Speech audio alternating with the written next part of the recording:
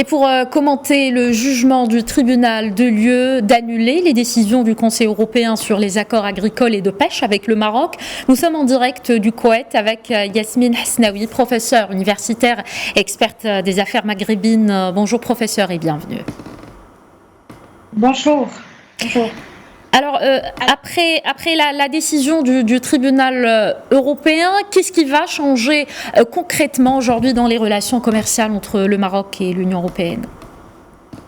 Alors, d'abord, il faut noter que cette décision est infondée parce qu'il faut rappeler que les accords agricoles et de pêche avec le Maroc étaient toujours justes et équitables pour l'ensemble des parties et répondent à toutes les préoccupations des eurodéputés et ont toujours apporté des améliorations profondes qui répondent à une large mesure aux exigences formulées par le Parlement européen.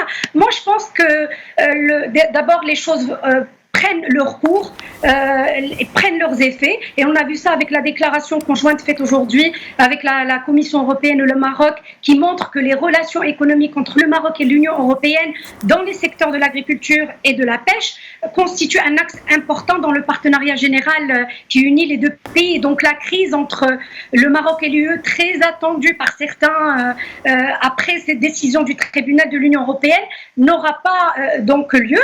Et d'ailleurs, l'annulation des accords entre le Maroc et l'UE est d'abord une affaire européenne. L'Union, bien sûr, va défendre, maintenant on va voir l'Union européenne qui va défendre les intérêts économiques et commerciaux qui datent avec le Maroc depuis longtemps.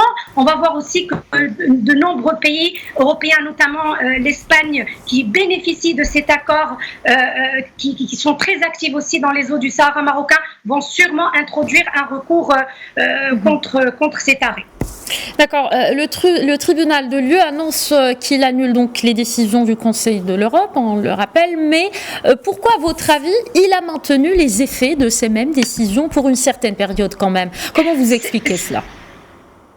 Je vous ai dit, on a vu qu'avec la déclaration, l'Union européenne ne veut pas lâcher le Maroc. Elle voit le Maroc comme un partenaire important. Pour moi, je pense, et d'ailleurs pour plusieurs experts, c'est une action qui est purement politique, poussée par des partis, notamment l'Algérie, qui dernièrement essaie de pousser le Maroc au bout à travers le Polisario dans les instances internationales, et ce, dans une volonté au fait d'exporter sa crise politique, sociale et économique. Donc je pense que ça ne va pas changer. C'est une action politique, et d'ailleurs, cette affaire doit rester, c'est-à-dire pour résoudre ce problème, il doit rester dans le cadre des Nations Unies, dans le cadre du Conseil de sécurité, et non pas à l'Union européenne et au tribunal européen. Donc je pense que ça ne va pas changer. Je pense que l'Union européenne va, avec ses eurodéputés, ils vont changer la donne. Et d'ailleurs, on a vu le même scénario qui s'est